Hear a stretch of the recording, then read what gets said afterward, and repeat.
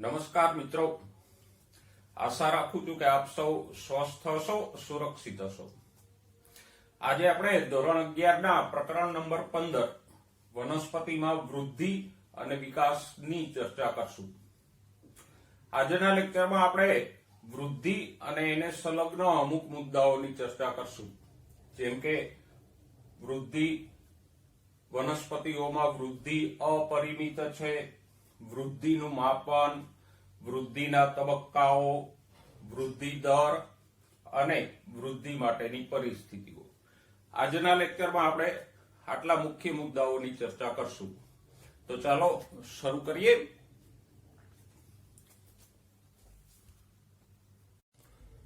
તો સૌપ્રથમ આપણે વૃદ્ધિ અને તેની વ્યાખ્યાની ચર્ચા કરીએ.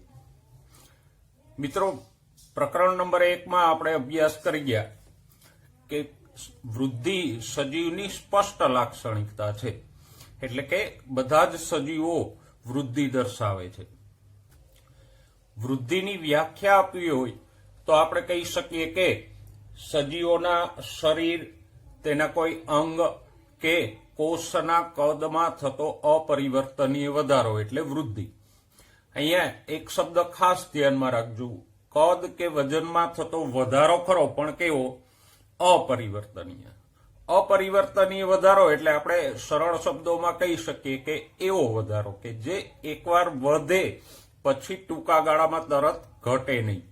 તો આવા અપરિવર્તનીય વધારાને આપણે વૃદ્ધિ કહી શકીએ. સજીવની વૃદ્ધિ ચયાપચયની ક્રિયાઓ સાથે સીધી સંકળાયેલી છે. તો પેલા આપણે ચય અને અપચય ક્રિયાઓનો ખ્યાલ મેળવીએ. આપણે જાણીએ છીએ કે સજીવના શરીરમાં જે કંઈ દેહધાર્મિક ક્રિયાઓ ચાલતી હોય તેના બે પ્રકારો પાડી શકાય: ચય ક્રિયાઓ અને અપચય ક્રિયાઓ. ચય ક્રિયાઓ સંશ્લેષણાત્મક છે અને શક્તિગ્રાહી છે, એટલે એમાં વૃદ્ધિ માટે આવશ્યક નવા અણુઓ અને નવા ઘટકોનું નિર્માણ થાય. સામે પક્ષે અપચય ક્રિયાઓ વિખંડનાત્મક અને ઉર્જા ત્યાગી છે. એમાં અણુઓનું વિઘટન થાય અને એમાંથી ઉર્જા મુક્ત થાય. તો હવે સ્વાભાવિક રીતે આપણે સમજી શકીએ કે જો સજીવના શરીરમાં અપચય કરતા ચય ક્રિયાઓનો દર વધારે હોય તો નવા નવા અણુઓનું વધારે પ્રમાણમાં સંશ્લેષણ થાય અને એને પરિણામે વૃદ્ધિ થાય. એનાથી વિરુદ્ધ જો ચય કરતા અપચય ક્રિયાઓનું પ્રમાણ વધારે હોય તો ઘસારો લાગે, એટલે કે શરીર છે એ જીર્ણતા અનુભવે. તો સરવાળે આપણે કહી શકીએ કે વૃદ્ધિ થશે કે નહીં તેનો આધાર ચયાપચયના સંતુલન ઉપર છે. અપચય કરતા ચય ક્રિયાઓ વધારે હોય તો વૃદ્ધિ થાય, અને ચય કરતા અપચય ક્રિયાઓ વધારે હોય તો શરીરને ઘસારો લાગે. હવે બીજા મુદ્દાની ચર્ચા ઉપર આવીએ. આપણો બીજો મુદ્દો છે વનસ્પતિમાં વૃદ્ધિ અપરિમિત છે. સૌથી પહેલા આપણે અપરિમિત શબ્દનો અર્થ સમજીએ. તો અપરિમિત એટલે સતતપણે અથવા અમર્યાદિત રીતે થતી વૃદ્ધિ. આપણે આપણા અનુભવ ઉપરથી જાણીએ છીએ કે વનસ્પતિઓ સતતપણે વૃદ્ધિ પામતી હોય. દાખલા તરીકે કોઈ પણ 100 વર્ષ જૂનું વૃક્ષ હોય તો એમાં પણ નવા નવા પર્ણો, નવા નવા પુષ્પો એ આવતા જ રહેતા હોય. જ્યારે પ્રાણીઓમાં આવું બનતું નથી. મનુષ્યની જ વાત કરો તો પ્રાણીઓમાં જીવનભર વૃદ્ધિ થતી નથી, પરંતુ અમુક ઉંમર સુધી વૃદ્ધિ થાય પછી વૃદ્ધિ અટકી જાય છે. જ્યારે એનાથી વિરુદ્ધ વનસ્પતિઓમાં જીવનભર વૃદ્ધિ થતી રહે છે. આથી જ આપણે કહી શકીએ કે વનસ્પતિઓમાં વૃદ્ધિ અપરિમિત છે. અને આવી જે સતતપણે વૃદ્ધિ થાય છે એ વૃદ્ધિને આપણે ઓપન ફોર્મ ઓફ ગ્રોથ એટલે કે વૃદ્ધિનું નિરંતર સ્વરૂપ કહી શકીએ. તો મિત્રો, અહીંયા ખાસ ધ્યાનમાં રાખજો, વનસ્પતિ અને પ્રાણીઓની વૃદ્ધિ વચ્ચે શું તફાવત છે? તો કે પ્રાણીઓની વૃદ્ધિ અમુક ઉંમર સુધી અને અમુક હદ સુધી જ થાય છે, પછી અટકી જાય છે. જ્યારે વનસ્પતિઓમાં એવું બનતું નથી. વનસ્પતિઓમાં જીવનભર સતત વૃદ્ધિ થતી રહે છે. વનસ્પતિમાં આમ સતત રીતે વૃદ્ધિ થવાનું કારણ શું? તો કે વનસ્પતિમાં ચોક્કસ સ્થાનો પર વર્ધમાન પેશી આવેલી હોય.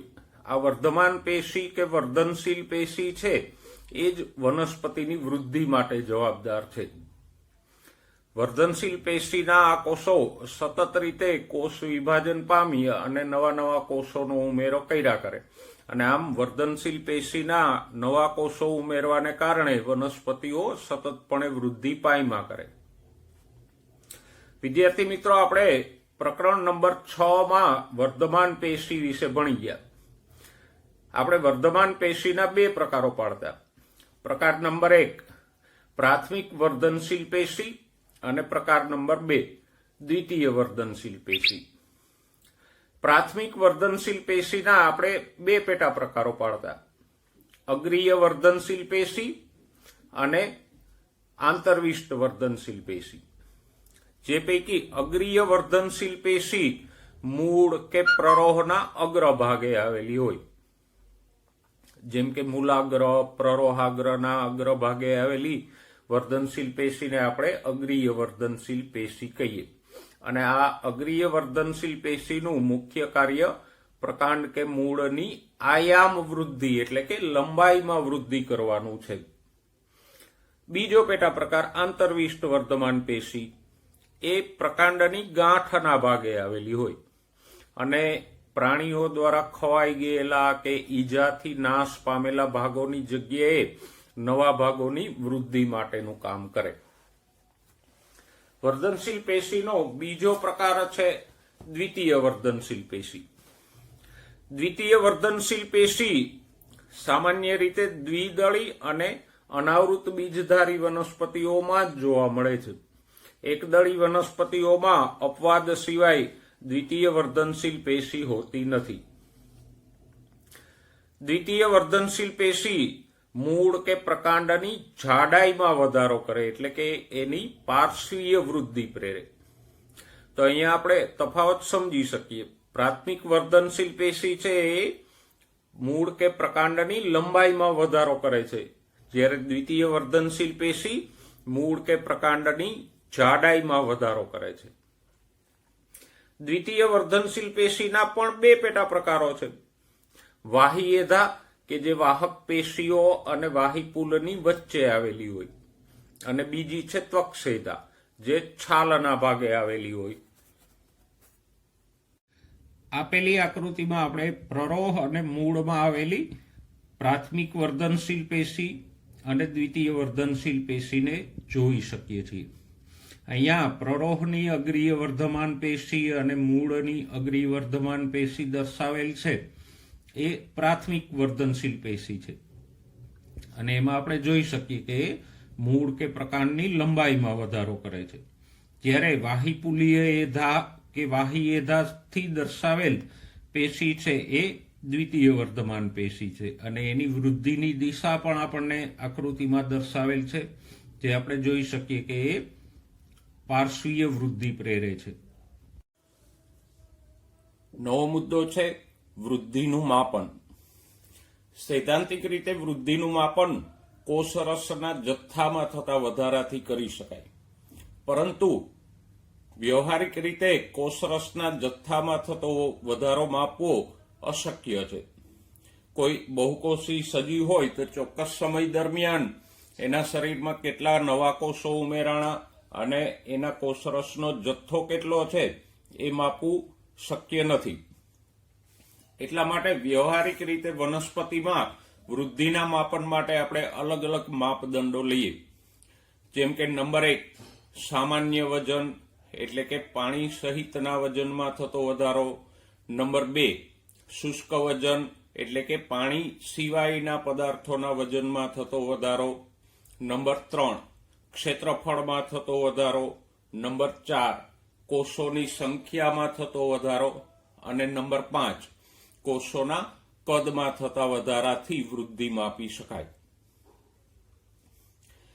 કોષોની સંખ્યામાં થતા વધારાની વાત કરીએ તો ઉદાહરણ તરીકે મકાઈના મૂલાગ્રમાં આવેલ વર્ધમાન પેશીનો એક કોષ પ્રતિ કલાકે 17,500 થી વધારે કોષો ઉમેરે છે.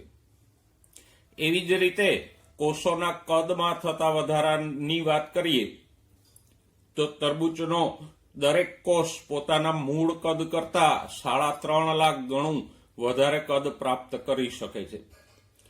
એ સિવાય પરાગરજની પરાગનલિકાની વૃદ્ધિ છે એ લંબાઈના વધારાથી માપી શકાય. તો આમ સામાન્ય વજન, શુષ્ક વજન, ક્ષેત્રફળમાં વધારો, કદમાં વધારો કે સંખ્યામાં વધારાથી વૃદ્ધિનું માપન થઈ શકે. આગળનો મુદ્દો છે વૃદ્ધિના તબક્કાઓ. પ્રકરણ નંબર 5માં આપણે મૂળના પ્રદેશોનો અભ્યાસ કરી ગયા. તો જરા પહેલા એને રિવાઇઝ કરી લઈએ, કારણ કે મૂળના પ્રદેશો અનુસાર જ વૃદ્ધિના તબક્કાઓ પાડવામાં આવેલ છે. મૂળમાં મુખ્ય 3 પ્રદેશો હતા: વર્ધનશીલ પ્રદેશ, વિસ્તરણ પ્રદેશ અને પરિપક્વન પ્રદેશ. તો વૃદ્ધિના પણ 3 તબક્કાઓ પાડવામાં આવે. પહેલો છે વર્ધમાન તબક્કો, બીજો છે વિસ્તરણ તબક્કો અને ત્રીજો તબક્કો છે પરિપક્વન તબક્કો. પહેલો વર્ધમાન તબક્કો એટલે તો કે આ વર્ધનશીલ પ્રદેશના કોષો વિભાજન પામી અને નવા નવા કોષો ઉત્પન્ન કરે, એને આપણે વર્ધમાન તબક્કો કહી શકીએ. વિસ્તરણ તબક્કો, આ વર્ધનશીલ પ્રદેશ દ્વારા ઉત્પન્ન થયેલા નવા કોષો કદમાં વિસ્તરણ પામે એટલે કે એનું કદ મોટું થાય, એ તબક્કાને આપણે વિસ્તરણ તબક્કો કહી શકીએ. અને ત્રીજા તબક્કામાં આ વિસ્તરણ પામેલા કોષો છે એ વિભેદન પામી અને અલગ અલગ પ્રકારની પેશીઓમાં ફેરવાય. તો આ વિભેદન પામવાના તબક્કાને આપણે પરિપક્વન તબક્કો કહી શકીએ. તો આમ વૃદ્ધિના આપણે 3 તબક્કાઓ પાડી શકીએ. વર્ધનશીલ પ્રદેશ દ્વારા નવા કોષો ઉત્પન્ન થાય એને આપણે વર્ધમાન તબક્કો કે વર્ધનશીલ તબક્કો કહી શકીએ. નવા ઉત્પન્ન થયેલા કોષોનું કદ વિસ્તરે, મોટું થાય, એને આપણે વિસ્તરણ તબક્કો કહીએ. અને આ વિસ્તરણ પામેલા કોષો વિભેદન પામી અને પરિપક્વન પામે તેને આપણે પરિપક્વન તબક્કો કહી શકીએ. વર્ધનશીલ પ્રદેશ મૂળ અને પ્રરોહ એમ બંનેના અગ્રભાગે આવેલો હોય. મૂળના અગ્રભાગે જે વર્ધનશીલ પ્રદેશ હોય તેને આપણે મૂલાગ્ર કહીએ, જ્યારે પ્રરોહના અગ્રભાગે જે વર્ધનશીલ પ્રદેશ હોય તેને આપણે અગ્રકલિકા અથવા કક્ષકલિકા કહીએ. તો આ વર્ધનશીલ પ્રદેશના કોષો કેવા હોય, ખાસ ધ્યાનમાં રાખજો. તો કે વર્ધનશીલ પ્રદેશના કોષો મોટું અને સ્પષ્ટ કોષ કેન્દ્ર ધરાવે, એની ફરતે પાતળી સેલ્યુલોઝની કોષ દિવાલ હોય અને આજુબાજુના કોષો સાથે એ પુષ્કળ પ્રમાણમાં કોષરસીય તંતુઓનું જોડાણ દર્શાવે. તો વર્ધનશીલ પ્રદેશના કોષોના આ લક્ષણો ધ્યાનમાં રાખજો.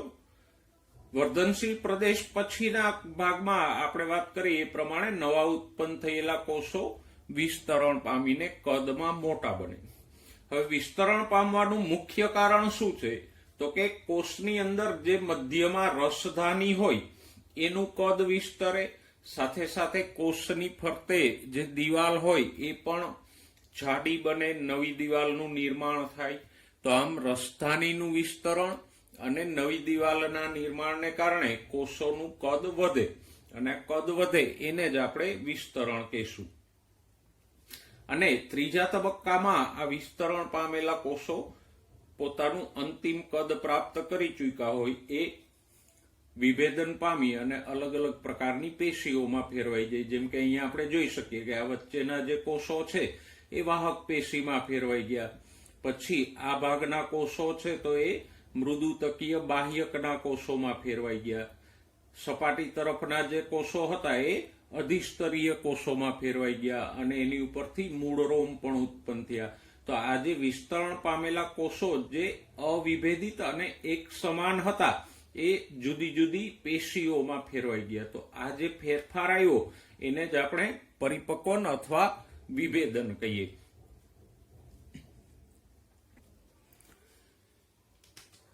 જો આપેલી આકૃતિ એક બીજની આકૃતિ છે, અંકુરણ પામતા બીજની આકૃતિ. બીજમાંથી પ્રાથમિક મૂળ ઉત્પન્ન થાય એની વૃદ્ધિ આપણને અહીંયા દર્શાવેલ છે. તો અલગ અલગ ભાગોમાં આપણે અહીંયા સરખામણીથી જોઈ શકીએ કે વધારે વૃદ્ધિ શેમાં થાય છે તો કે બી, સી અને ડી પ્રદેશોમાં વધારે વૃદ્ધિ થાય છે, જ્યારે ઈ, એફ અને જી પ્રદેશો છે એ ખાસ વૃદ્ધિ દર્શાવતા નથી. અહીંયા જુઓ, ડી પ્રદેશ છે તો એમાં સરખામણીથી આપણે જોઈ શકીએ કે આ વિસ્તારો છે બી, સી અને ડી પ્રદેશો, એમાં આપણને વધારે વૃદ્ધિ જોવા મળે છે. અને આ પ્રદેશમાં વધારે વૃદ્ધિ હોવાનું કારણ એ કે આ પ્રદેશમાં નવા નવા કોષો ઉત્પન્ન થાય છે અને આ કોષો વિસ્તરણ પામે છે, એટલે આ ભાગમાં વધારે વૃદ્ધિ જોવા મળશે. જ્યારે ઈ, એફ અને જી પ્રદેશો છે એમાં પરિપક્વન પામેલા કોષો હોય, એટલે અહીંયા આપણે સરખામણી કરીએ તો આ ભાગોમાં ઓછી વૃદ્ધિ જોવા મળે. તો આપણે કહી શકીએ કે વધારે વૃદ્ધિ કયા સમયગાળા દરમિયાન થશે તો કે વિભાજનથી લઈ અને વિસ્તરણ સુધીના ગાળામાં વધારે વૃદ્ધિ થશે. અને એટલે જ કોષ વિભાજનથી લઈ વિસ્તરણ અને પરિપક્વન સુધીના સમયગાળાને આપણે વૃદ્ધિનો ભવ્ય કાળ ગણાવી શકીએ.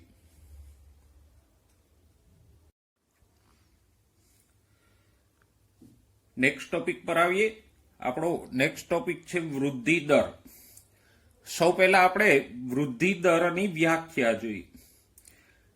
એકમ સમયમાં થતા વૃદ્ધિના વધારાને વૃદ્ધિ દર કહેવાય. એટલે કે ચોક્કસ એકમ સમય, પછી આપણે 1 મિનિટ લઈએ કે 1 દિવસ લઈએ કે 1 મહિનો કે 1 વર્ષ, એ એકમ સમય દરમિયાન વૃદ્ધિમાં જે વધારો થાય એને આપણે વૃદ્ધિ દર ગણી શકીએ. વૃદ્ધિ દરના 2 પ્રકારો છે, આંકડાકીય વૃદ્ધિ અને બીજો પ્રકાર છે ભૌમિતિક વૃદ્ધિ. પહેલા આપણે આંકડાકીય વૃદ્ધિની વાત કરીએ તો આંકડાકીય વૃદ્ધિમાં સમૂહ વિભાજનથી ઉત્પન્ન થતા 2 બાળકોષો પૈકીનો એક કોષ આગળ સમવિભાજન પામશે, જ્યારે બીજો કોષ વિભેદન પામી જશે. અને વિભેદન પામેલા કોષો છે એ વિભાજન પામતા નથી. અહીંયા આકૃતિમાં આપણે જોઈ શકીએ કે આ એક કોષ છે, એના સમવિભાજનથી 2 બાળકોષો ઉત્પન્ન થાય છે, પણ 2 બાળકોષો પૈકીનો આ એક કોષ છે એ વિભેદન પામી જાય અને પછી વિભેદન પામેલા કોષનું વિભાજન થતું નથી. જે અવિભેદિત કોષ છે એનું ફરીવાર વિભાજન થાય અને 2 બાળકોષો ઉત્પન્ન થાય. અહીંયા પણ એ જ પ્રક્રિયા થશે. 2 પૈકીનો એક બાળકોષ છે એ વિભેદન પામી જાય એટલે એ આગળ વિભાજન પામશે નહીં. ફરીવાર એ જ પ્રક્રિયાનું પુનરાવર્તન થાય. તો આમ અહીંયા આપણે જોઈ શકીએ કે વિભાજન પામનારા કોષની સંખ્યા અચળ રહે છે. દાખલા તરીકે જો એક જ કોષ વિભાજન પામતો હોય તો સમગ્ર જીવનકાળ દરમિયાન એક જ કોષ વિભાજન પામે અને દરેક વખતે એકમાંથી 2 કોષો ઉત્પન્ન થશે. અહીંયા એક કોષ હતો તો એમાંથી 2 કોષો ઉત્પન્ન થયા. ફરીવાર આ એક વિભાજન પામતો કોષ છે તો એમાંથી પાછા 2 બાળકોષો ઉત્પન્ન થયા. અહીંયા પણ પાછા 2 બાળકોષો ઉત્પન્ન થાય.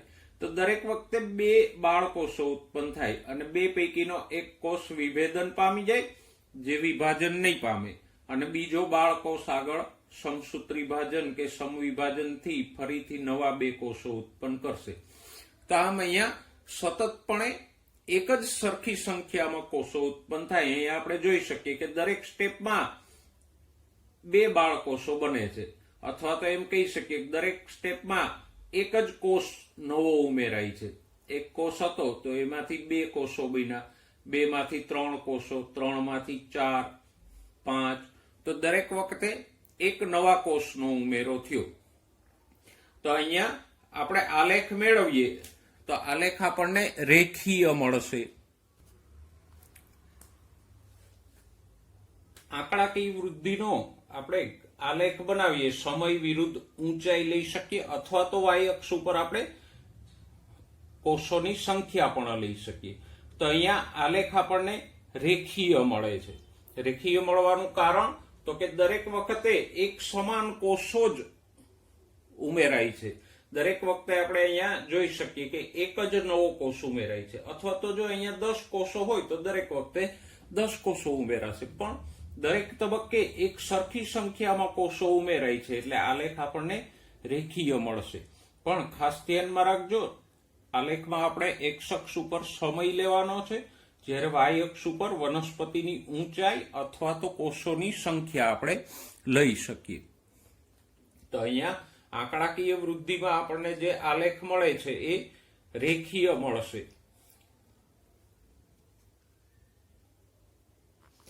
હવે આંકડાકીય વૃદ્ધિના સૂત્રની વાત કરીએ તો આંકડાકીય વૃદ્ધિનું સૂત્ર છે LT = L0 + R × T. L0 એટલે શરૂઆતના સમય લંબાઈ, LT એટલે T સમયે છોડની લંબાઈ, R વૃદ્ધિ દર અને T એટલે સમય. દાખલા તરીકે એક છોડની વૃદ્ધિ આપણે 1 મહિનામાં માપીએ છીએ તો મહિનાની શરૂઆતમાં એટલે કે 1લી તારીખે જે લંબાઈ હોય એ આપણે લેશું L0. મહિનાના અંતે 30 તારીખે જે છોડની લંબાઈ હશે એને આપણે લેશું LT. R એટલે વૃદ્ધિ દર અને T એટલે સમય, મતલબ કે અહીંયા આપણે 1 મહિનો લઈ શકીએ. જો વૃદ્ધિ દર શોધવો હોય તો સમીકરણમાં આપણે R ને કરતા બનાવી દઈશું, બરાબર, અને T સમયે લંબાઈ શોધવી હોય તો LT ને કરતા બનાવશું. સામાન્ય રીતે આ સૂત્રનો ઉપયોગ વૃદ્ધિ દર શોધવા માટે થતો હોય, કારણ કે શરૂઆતના સમયની લંબાઈ અને T સમયની લંબાઈ તો આપણે જાણી શકતા હોઈએ. તો જો R એટલે વૃદ્ધિ દર શોધવો હોય તો આપણે R ને કરતા બનાવીને વૃદ્ધિ દર શોધી શકીએ.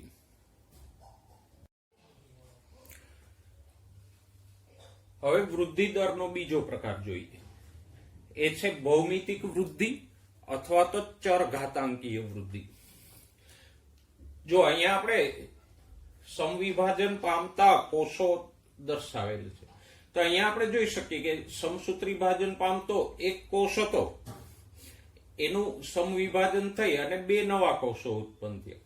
પણ અહીંયા 2માંથી એકેય કોષ વિભેદન પામતો નથી અને બંને કોષ વિભાજન પામે છે. એટલે હવે બીજા તબક્કામાં 2માંથી 4 કોષો ઉત્પન્ન થશે, 4માંથી 8 કોષો ઉત્પન્ન થશે.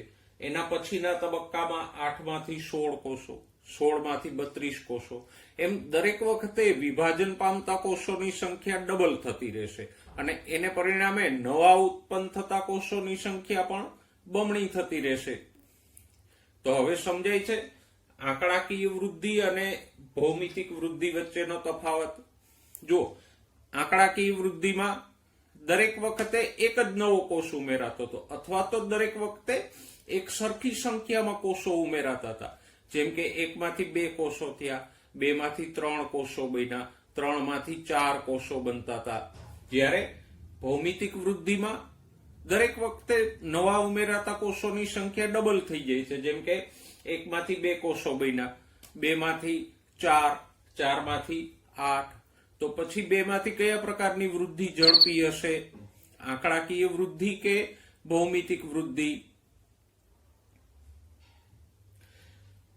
જો ભૌમિતિક વૃદ્ધિનો આલેખ પણ આપણને અહીંયા આપ્યો છે, સમય વિરુદ્ધ આપણે કદ, વજન કે ઊંચાઈ લઈ શકીએ. તો શરૂઆતમાં જ્યારે કોષોની સંખ્યા ઓછી હોય ત્યારે ધીમી વૃદ્ધિ દર્શાવશે. જેમ કે 1માંથી 2 કોષો થાય, 2ના 4 કોષો, 4ના 8 કોષો, 8માંથી 16 કોષો થાય ત્યારે પ્રમાણમાં વૃદ્ધિ ધીમી હશે. પણ પછી ધારો કે એક વખત 500 કે 1000 કોષો થઈ ગયા તો 1000માંથી 2000, 2ના 4000, 4ના 8000. તો આ વચ્ચેનો ગાળો છે એ ઝડપી વૃદ્ધિનો હશે. અને પછી સમય જતા સ્થાયી વૃદ્ધિનો તબક્કો આવશે. સ્થાયી વૃદ્ધિનો તબક્કો એટલા માટે આવે કે પછી એક હદથી વધારે વૃદ્ધિ થઈ જાય પછી વનસ્પતિને પોષક તત્વો, પાણી, ખનિજો, જગ્યા, પ્રકાશ એમાંના કોઈને કોઈ પરિબળોનો અભાવ વર્તાય અને એને પરિણામે વૃદ્ધિ છે સતત ડબલ થતી નથી અને ધીમી પડી જાય. તો અહીંયા આપણને આલેખ રેખીય અને બદલે કેવો મળશે? સિગ્મોઇડ, S આકારનો.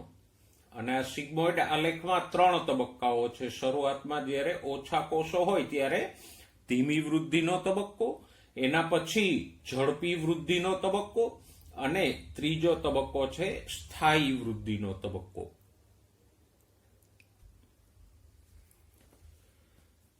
હવે ભૌમિતિક વૃદ્ધિના સૂત્રની વાત કરીએ તો ભૌમિતિક વૃદ્ધિનું સૂત્ર છે WT is equal to W0 into e⁻RT.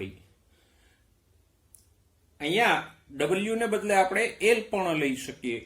આંકડાકીય વૃદ્ધિના સૂત્રમાં આપણે લંબાઈથી માપતા હતા તો ત્યાં L લીધું તો અહીંયા કદ કે વજન લઈએ તો આપણે W મૂકી શકીએ. પણ અર્થઘટન તો એ જ છે, જેમ કે ત્યાં L0 એટલે શરૂઆતની લંબાઈ હતી તો અહીંયા W0 એટલે શરૂઆતનું કદ, WT એટલે T સમયે કદ, T બરાબર સમય, R એટલે વૃદ્ધિ દર અને E પ્રાકૃતિક લઘુગુણકનો આધાર. અહીંયા સમીકરણનું સાદું રૂપ આપવા માટે આપણે બંને તરફ લોગ એપ્લાય કરવો પડશે. જેમ કે log WT is equal to log W0 plus RT into log E. હવે જો આપણે વૃદ્ધિ દર શોધવા માંગતા હોઈએ તો R ને કરતા બનાવીશું, સમય શોધવા માંગતા હોઈએ તો T ને કરતા બનાવીશું અને લોગ જોઈ અને આપણે એનું સાદું રૂપ આપી શકીએ. પણ ધ્યાનમાં રાખજો, અહીંયા આપણે બંને તરફ લોગ એપ્લાય કરવો પડશે સાદું રૂપ આપવા માટે. હવે આપણે ભ્રૂણ વિકાસ દરમિયાન થતી વૃદ્ધિની ચર્ચા કરીએ તો આપણને ખ્યાલ છે કે ભ્રૂણ વિકાસની શરૂઆત એક કોષીય ફલિતાંડથી થાય. તો ફલિતાંડનું વિભાજન થઈ અને એકમાંથી 2 કોષો બને, 2 માંથી 4, 4 માંથી 8 કે 16 કોષો બને. તો આમ શરૂઆતનો આ જે તબક્કો છે એ ભૌમિતિક વૃદ્ધિનો તબક્કો થયો.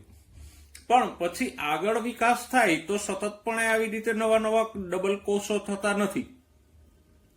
અમુક કોષોનું વિભેદન પણ થઈ જશે. પછી અમુક જ કોષો જે મૂલાગ્ર કે પ્રરોહાગ્રના છે એ વિભાજનશીલ રહેશે. બાકીના જે નવા ઉત્પન્ન થતા કોષો છે એનું વિભાજન થઈ જશે. તો ટૂંકમાં આપણે કહી શકીએ કે ભ્રૂણ વિકાસના શરૂઆતના તબક્કે જે વૃદ્ધિ થાય છે એ ભૌમિતિક વૃદ્ધિ છે. પરંતુ એક હદ પછી જે વૃદ્ધિ થાય છે એ આંકડાકીય વૃદ્ધિ થશે.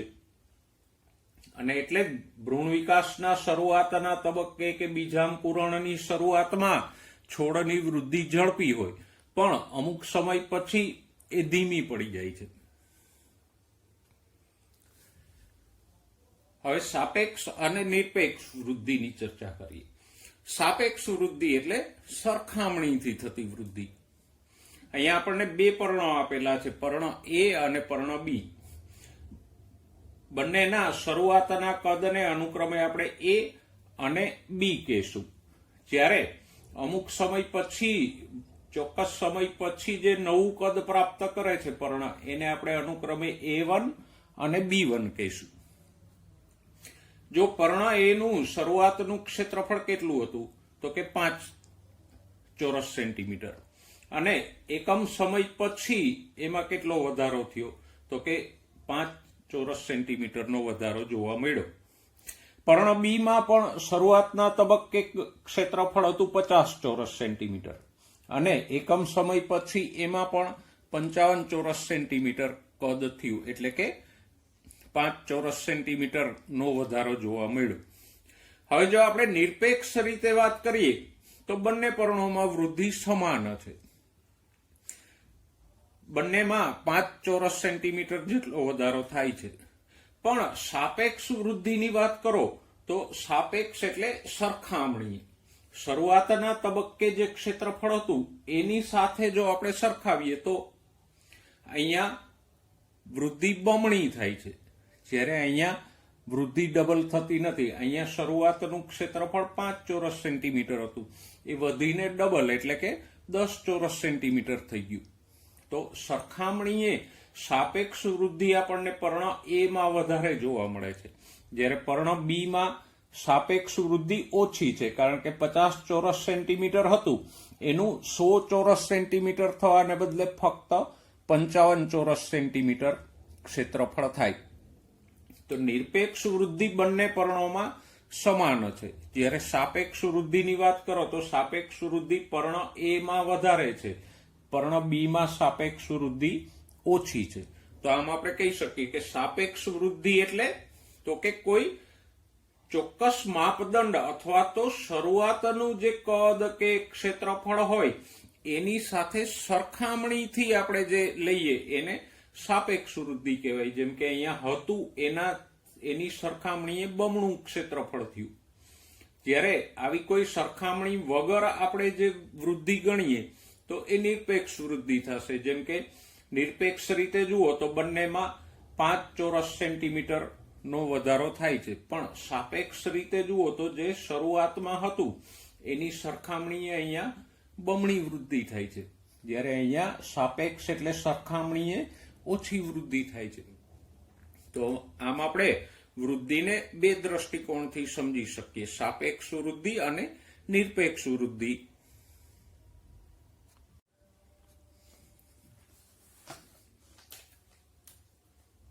મિત્રો, આજના લેક્ચરના છેલ્લા મુદ્દા તરફ જઈએ. છેલ્લો મુદ્દો છે વૃદ્ધિ માટેની પરિસ્થિતિઓ.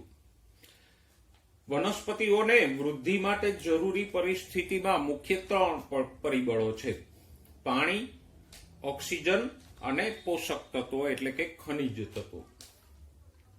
સૌથી પહેલા આપણે પાણીની વાત કરીએ તો આપણે જાણીએ છીએ વનસ્પતિ હોય કે કોઈ પણ સજીવ હોય, પાણી અનિવાર્ય છે. વનસ્પતિને પાણીની આવશ્યકતા એટલા માટે છે કે એક તો કોષોની આસુનતા જાળવવા માટે અને કોષોનું વિસ્તરણ પ્રેરવા માટે પાણી જરૂરી છે. નંબર 2, પાણી ઉત્સેચકોની ક્રિયાશીલતા માટે માધ્યમ પૂરું પાડે, જેથી કરીને ઉત્સેચકો સક્રિય રહી શકે, અને ઉત્સેચકો સક્રિય રહે તો જ વૃદ્ધિ શક્ય બને. તો આમ પાણી છે એ આસુનતા અને કોષ વિસ્તરણ અને ઉત્સેચકોની ક્રિયાશીલતા માટે આવશ્યક છે. વૃદ્ધિ માટે બીજું પરિબળ ઓક્સિજન. ઓક્સિજન તો આપણે પ્રકરણ નંબર 14માં ભણ્યા એ પ્રમાણે ઉર્જા મુક્ત કરવા માટે આવશ્યક છે, અને વૃદ્ધિ માટે ઉર્જા જરૂરી છે. તો આમ વૃદ્ધિ માટે જરૂરી ઉર્જા પ્રાપ્ત કરવા માટે ઓક્સિજન આવશ્યક છે. ત્રીજી પરિસ્થિતિ પોષક દ્રવ્યો. પ્રકરણ નંબર 12માં આપણે અભ્યાસ કરી ગયા એ પ્રમાણે વનસ્પતિને લગભગ 17 જેટલા આવશ્યક ખનિજ તત્વો જોઈએ, જેને આપણે લઘુ અને ગુરુ પોષક તત્વોમાં વિભાજિત કરી ગયા. અને આ લઘુ પોષક તત્વો અને ગુરુ પોષક તત્વો જીવરસના સંશ્લેષણ અને ઉર્જાના સ્ત્રોત સ્વરૂપે કામ કરે, અલગ અલગ ઉત્સેચકોની સક્રિયતા માટે જરૂરી છે, ક્લોરોફિલ અને અન્ય ઉપયોગી ઘટકોના બંધારણમાં પણ આ પોષક દ્રવ્યો આવેલા હોય. તો વૃદ્ધિ માટે વનસ્પતિને 3 મુખ્ય પરિસ્થિતિ કે પરિબળોની આવશ્યકતા છે: પાણી, ઓક્સિજન અને પોષક દ્રવ્યો.